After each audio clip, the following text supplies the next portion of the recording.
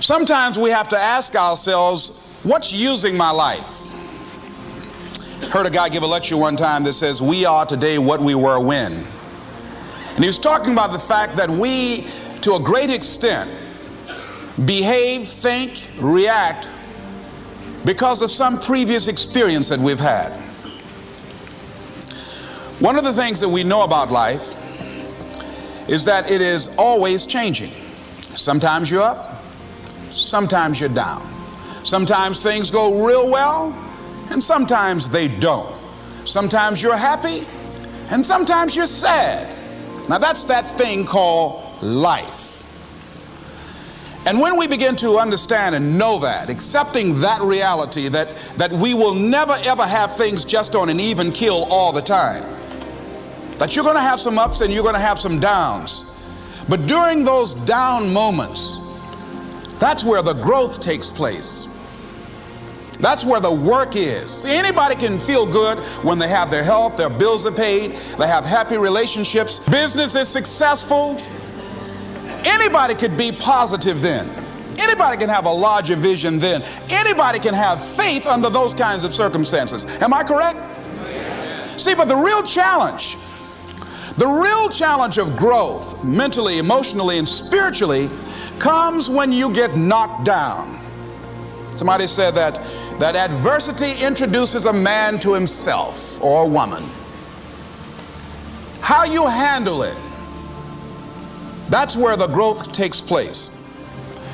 When I was facing some challenges, I had a guy say something to me, and I suggest this is one of the first things that you want to do when you're facing a challenge. You want to get unstuck. Evaluate where you are. Look at it, assess yourself. Assess yourself and assess the situation. What brought you there? What role did you play? Earl Nightingale had a saying I like. He said, all of us are self-made, but only the successful will admit it. What has brought you to this point? What did you learn from it? Are you learning anything, or are you doing it over and over and over again? Somebody said that insanity is doing the same thing in the same way, expecting a different outcome. Are you going through it, or are you growing through it? Are you bigger and better because of it?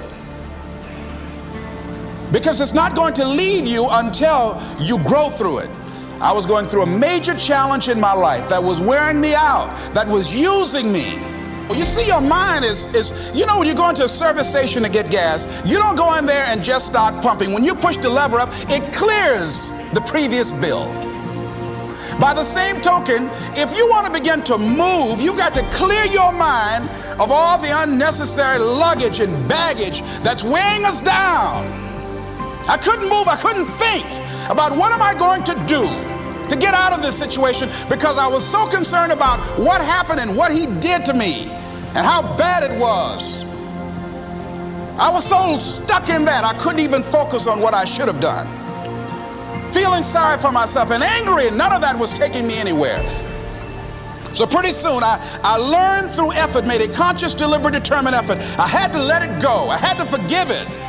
Let it go and begin to focus on developing myself. And I say to you, you're going to have people to do things to you. Things are going to happen to you. And the most important thing to do is to harness your will and let it go and move so you can grow, so you can get on with your life.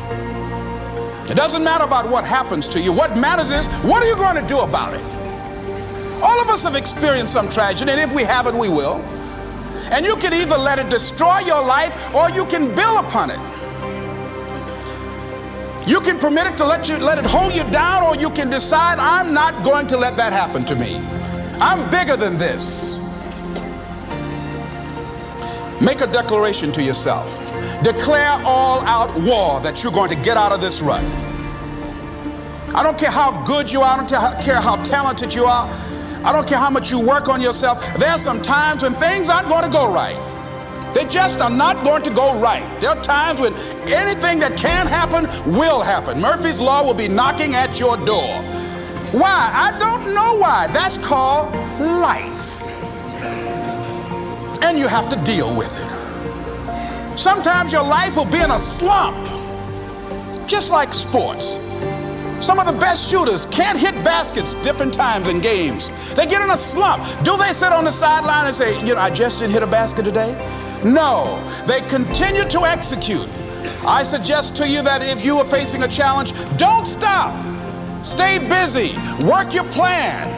Continue to do those things that you know that work for you after you have evaluated yourself in the situation. Continue to move. Stay busy, stay busy, stay busy. Find somebody that you can help so you can forget about you for a moment. See, sometimes the best thing to do is to be. Sometimes you have to just back up and go within yourself. A bow and arrow, you can't take a bow and just push it out an arrow. You just can't push the arrow out. You have to pull it back and then release it. Sometimes you have to back up and go within and pray and meditate and recharge your batteries. Go away, clear your head, and then come back and look at it from a different vantage point.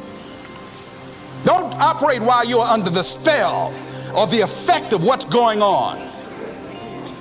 Next thing is that you've got to activate the thinker in you. Don't allow your emotions to control you. We are emotional, but you want to begin to discipline your emotion. If you don't discipline and contain your emotions, they will use you.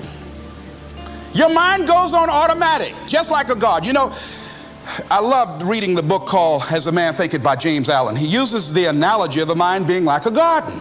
You know, weeds don't have to have any encouragement to grow. You don't have to water them. They don't have to get sunshine. They don't have to have fertile ground. They will grow through the cracks of a sidewalk. Am I right? But if you want to grow orchids or roses or any kind of exotic flowers, there are special processes and procedures you must go through.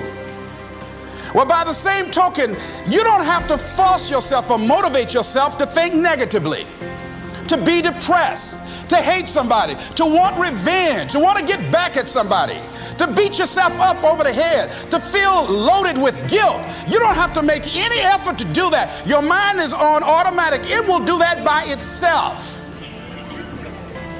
But if you want to begin to move into your own personal greatness, if you want to begin to really enjoy a happy, successful, healthy life, you've got to be willing to go against the tide. You've got to be willing to harness your will and say, in spite of this, I'm in control here.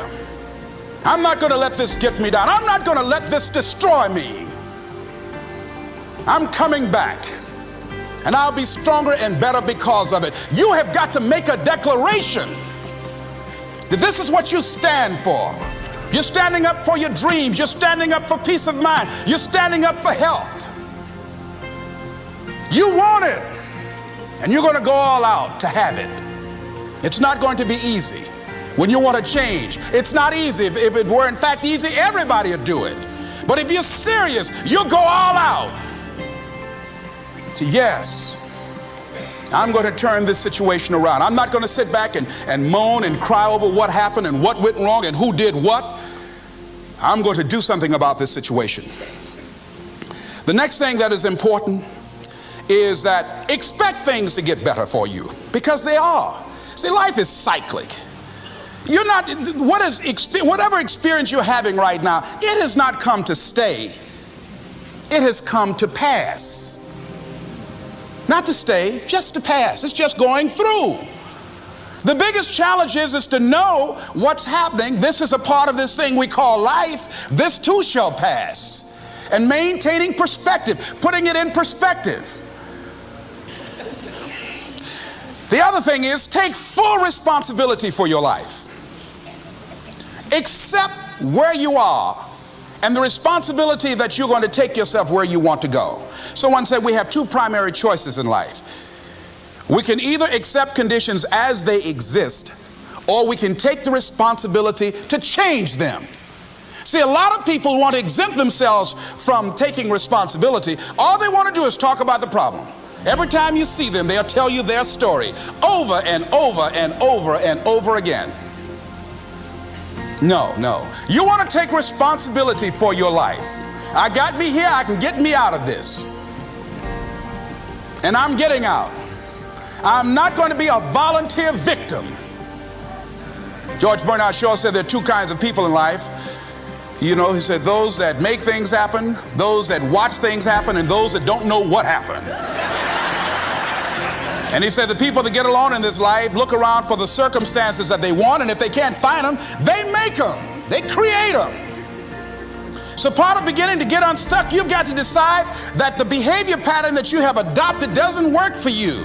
You've got to change your strategies, and changing your strategy means reinventing your life, recreating you, and you have the power to do that. You can decide that you're going to change, that you're not going to be a wimp. You can decide that you're going to stand up to life. You can decide that I'm going to live each day as if it were my last. You have the power to make that decision.